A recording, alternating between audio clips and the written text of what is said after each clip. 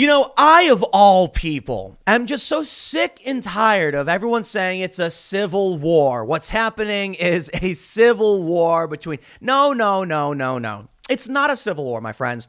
It's simply stark cultural differences between two parent factions that have been fighting each other in the streets in an escalating fashion for several years.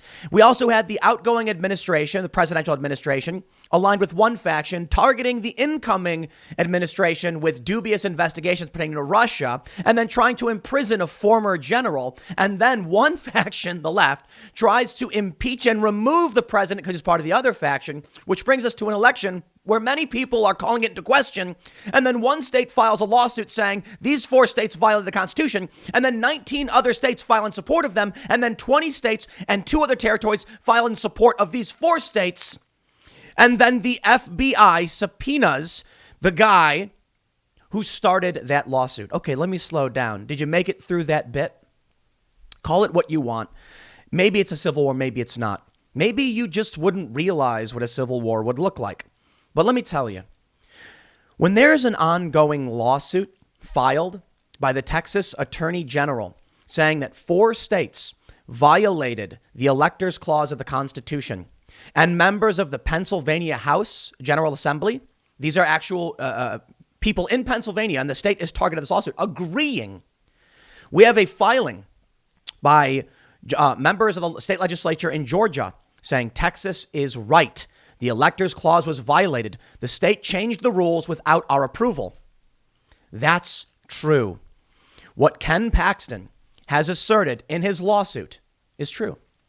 But what are we seeing now from the left? That Ken Paxton is a criminal and he must be investigated. He's corrupt. He accepted bribery. And maybe all of that's true. Maybe. Or it's also possible, in my opinion, it's extremely suspicious that on December 10th, we got news that whistleblowers have made allegations against Ken Paxton, the guy who filed the lawsuit in Texas, which is being supported by, I believe, 106 members of the U.S. House of Representatives, 20 states, and large portions of the General Assemblies or state legislatures in some of these target states. This guy is not just making things up to get a pardon.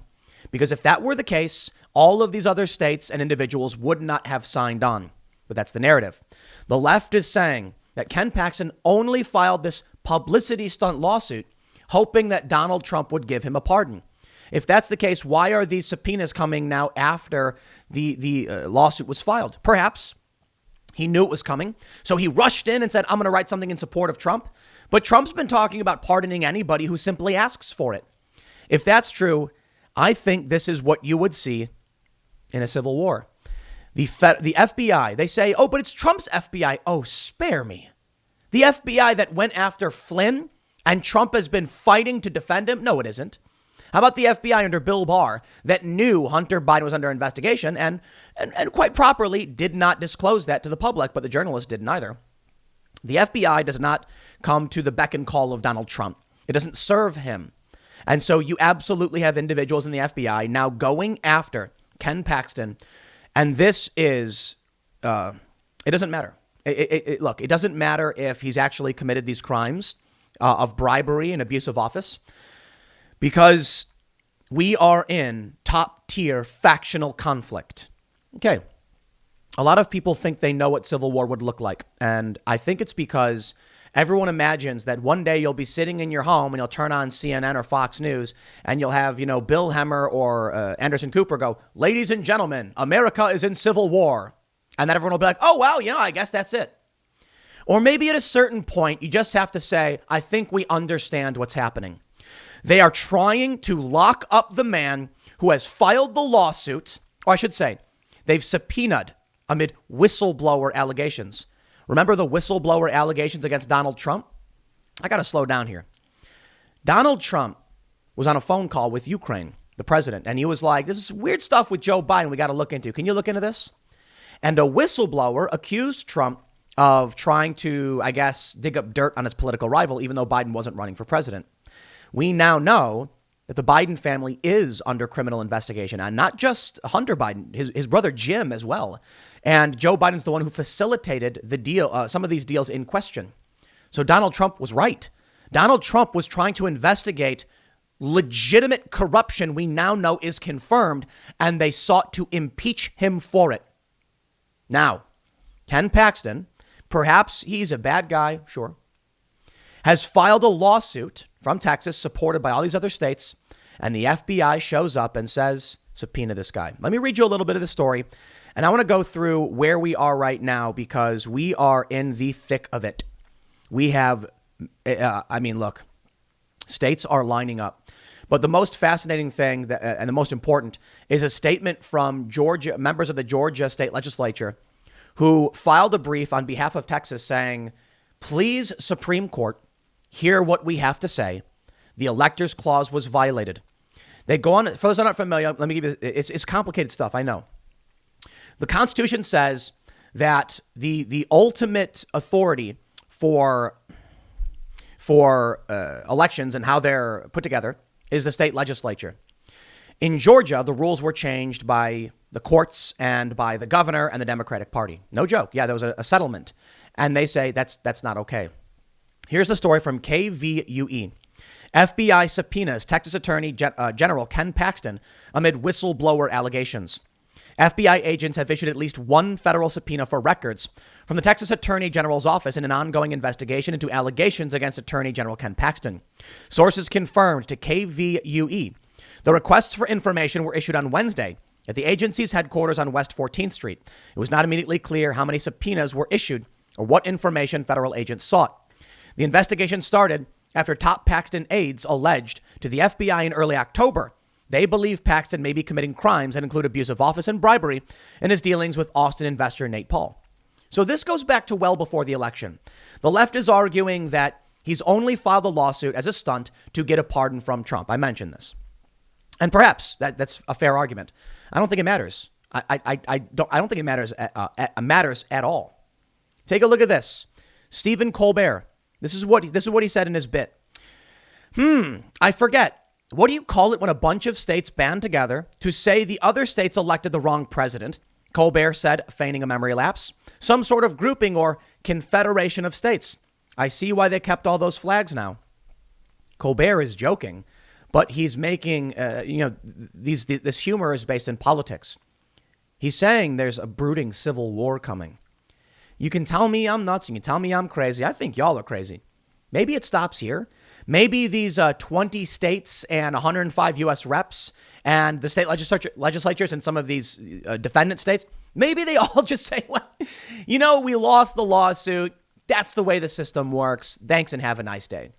Or maybe they say, no, you violated the Constitution and we will not respect Joe Biden as the president. I don't know. I have no idea what's going to happen. But please tell me what you would call it when Colbert himself is alluding to a civil war, when they're going after the guy who actually filed the lawsuit. They tried to prosecute a former general. I mean, isn't that a red flag? It's like the biggest red flag. And this is what I want to show you. This is an amici curiae brief for members of the state legislature of Georgia, breaking down why Texas is correct. Before I do, I want to throw it to my good old friends over at the Donald.win, who actually make memes and mock me quite a bit, but they have a great breakdown of what's happening. Take a look at this. In a post on the Donald.win, they say, this is my best attempt at putting together a bunch of lists of who has filed what for which cause. I may be missing some things or have a few things wrong, so feel free to correct me. But it was driving me crazy having to piece together the whole picture from a bunch of posts, tweets, and articles. Here's the rundown. I'm going to stop here. Tell you why I'm using the Donald. There is no single article telling us what's going on. And I think the reason is, what is NBC talking about right now, COVID? They're not talking about what's happening. They don't want to talk about what's happening because it's good for Trump. So these mainstream outlets aren't covering it. You'll see some local outlets say, Texas AG says this and Mississippi AG says that. Let me show you. As of right now, Texas is the plaintiff filing the lawsuit. Missouri, Arkansas, Louisiana, Mississippi, South Carolina, and Utah have filed intervention with the Supreme Court saying they want to be listed as plaintiffs. The court may not approve that. So as of right now, it is Texas. We then have Alabama, Florida, Indiana, Kansas, Montana, Nebraska, North Dakota, Oklahoma, South Dakota, Tennessee, West Virginia, Arizona, Alaska as filing Amici curiae, meaning we support this, we agree with them. Intervening parties. Donald Trump has asked to intervene as a plaintiff. Michigan state legislatures. This is, okay, so Michigan, Wisconsin, Georgia, and Pennsylvania are being sued for violating the Electors Clause. Michigan state legislatures, PA state legislatures, and Georgia have, or I'm sorry, not PA and Michigan state legislators have filed intervention saying we are injured parties. Georgia legislature has filed a support of this. PA voters, Dr. Linda Lee Tarver and the Amistad Project and the Thomas More Society. You have supporting parties, constitutional attorneys, the PA General Assembly, PA state senators, Christian Family Coalition, 106 U.S. House reps, Arizona state legislators, Idaho state legislators, Idaho Lieutenant Governor, Freedom Fund, GA state legislators, and Lynn Wood. On the fence, we have Idaho, Iowa, Kentucky, New Hampshire, Ohio, and Wyoming. I do think Idaho has now joined Texas in this. The defendant states are Georgia, Wisconsin, Michigan, and Pennsylvania. Now, we have 20 states in support of these 4 states. California, Colorado, Connecticut, Delaware, Hawaii, Illinois, Maine, Maryland, Massachusetts, Minnesota, Nevada, New Jersey, New Mexico, New York, North Carolina, Oregon, Rhode Island, Vermont, Virginia, Washington. We have 3 territories, Guam, the U.S. Virgin Islands, Washington, D.C., and other parties supporting the defendant states. Detroit, China, the FBI, MSM, Silicon Valley. We get the point. What do you call it? 20 states versus 20 states. That is not my president. What do you call it? I know what Colbert calls it. Stephen Colbert says it's like the forming of a confederation of states. He said it's a civil war. It's the red states versus the blue states. It is the left versus the right, the Democrats versus Republicans. It is escalating factional conflict in the political world, but also reaching the streets. We're in the information age, my friends. Warfare is almost entirely digital. Cyber war has been a key component in manipulating markets and controlling economies and taking control. It is much easier to control a population or a country with information and manipulation than it is with warfare.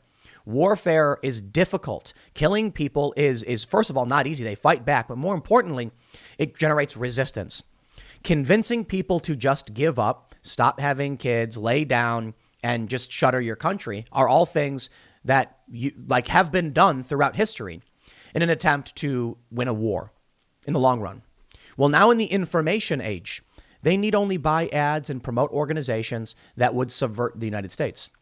Of course, the left says Trump is a fascist, and the right says Trump is actually the hero and the nationalist who's going to, save this country. I believe personally that Joe Biden is corrupted by China. And we now know all these stories are coming out that Hunter Biden, they're now confirming it finally. Only a month, just over a month after the election, we're at that point. I want to show you this. The statements made by the Georgia state legislator. They say, in this, with 2 exceptions, movements are elected to and currently serving in the General Assembly of the state of Georgia, which is the legislature of the state. All but one of the movements served in the legislature in 2019, when that body last amended the statutory law governing elections in Georgia. In the months before the November 3rd election, and without notice to or permission from the state legislature, Georgia election officials committed acts that were contrary to Georgia statutory law. These acts are described below. Usurped the plenary power granted by the U.S. Constitution to Georgia legislature to prescribe the manner of elections held for federal officials in Georgia U.S. Constitution, Article 1, Section 4, Clause 1. On March 6, the Democratic Party of Georgia v. Raffensperger, Georgia Secretary of State, and other members of the state election board, hereby collectively called board, entered into a compromise settlement agreement and release with the Democratic Party of Georgia, the Democratic Senatorial Campaign Committee, and the Democratic Congressional Campaign Committee that materially altered the statutory requirements for reviewing and verifying signatures on absentee ballot envelopes to confirm the voter's identity. Let me stop right there. Let me break down what they're saying for you. The Constitution says state legislators control the elections. The Secretary of State and the Democratic Party altered those rules. The left has said in response, many of these states responded saying it violates not only, there's no merit here, they say there's no standing, and it violates laches. Let me break those down. Standing means Are you the injured party with the right to sue? Well, I guess technically you could say Texas isn't, because Texas's grounds for standing is that the vice president is the tiebreaker in the Senate, and that if Kamala Harris is made president by these, rule breakers, they will be negatively impacted in their representation. The Georgia state legislators have standing 100%. And this is definitive. There's no question about it. See, they've argued on the left that there's something called laches. You must, it's LACHES. You must file your lawsuits within a reasonable amount of time. But you can't if there's no injury. When it comes to lawsuits, okay, so I've been defamed before. And when I've asked lawyers, like, how do I deal with defamation? They say, what are your damages? And I'm like, well, the damages are to my reputation, which could theoretically cost me a ton of money and get me banned. And they say, so none of that's happened yet. And I'm like, well, no. And they're like, great. When it does, you can sue. What? So you mean I have to wait for my business to be destroyed? Yes, because you must have sustained some injury in fact. Right now, we have reached that criteria. The Georgia legislators who are filing suit have been injured. The alteration of the rules by parties not granted the power by the Constitution has resulted in a negative, an unfavorable outcome. The election result has injured the Republican Party and the state legislators and some of these states. Not only is this not, in my opinion, as not a lawyer, violating laches because they filed it as almost immediately, that's reasonable, after they had injury, but they have standing as well. This is legitimate. And it's not just the Georgia legislators. It is Pennsylvania and Michigan who have basically said the same things. The rules were changed without our permission, and we have sustained injury due to this. I don't know if the Supreme Court's going to take it up. I don't know if it matters. 20 states have said Joe Biden is not the president. 20 states and 3 territories have said Joe Biden is the president. So who becomes president? They go on to bring up a bit more, but I want to show you now what I believe to be one of I don't want to say this is more important. This is also very massive.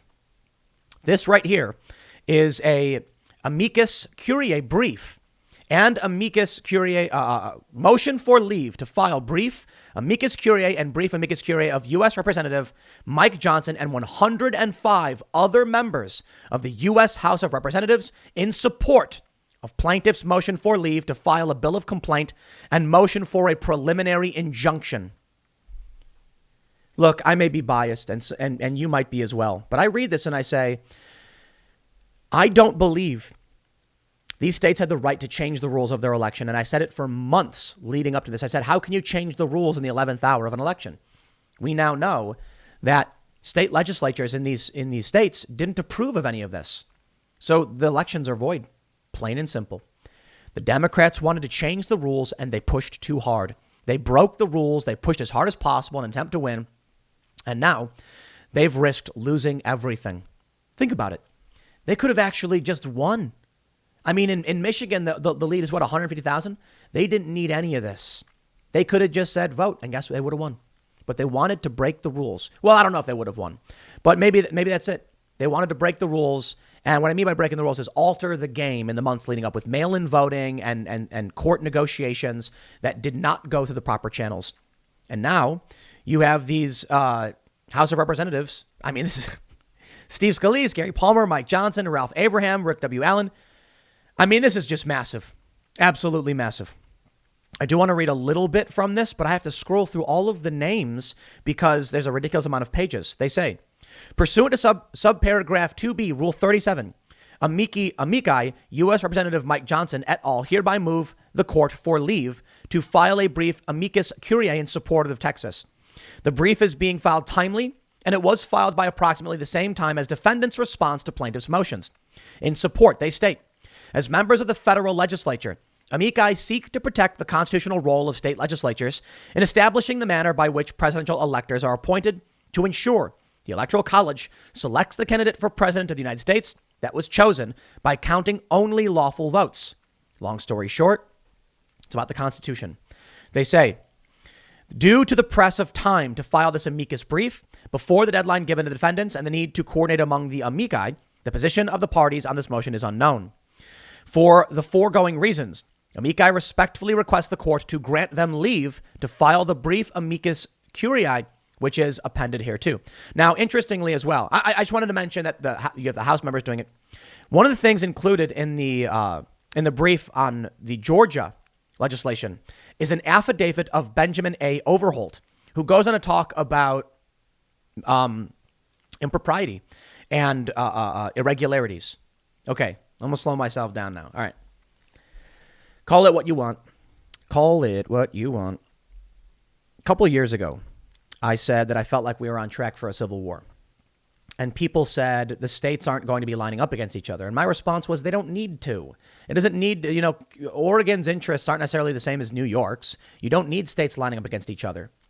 And if I told you years ago, if I said, oh, look at all this violence in the street, it's only a matter of time before 20 states are lined up against another 20 states arguing over who the real president is, you'd be like, shut up. You mean to tell me that half the country is arguing over who the real president is? That's nuts. That'll never happen. We're going to have an election. I probably would have said, I would have agreed. I wouldn't believe it's possible. But I kept saying what we're seeing is bringing us towards a civil war.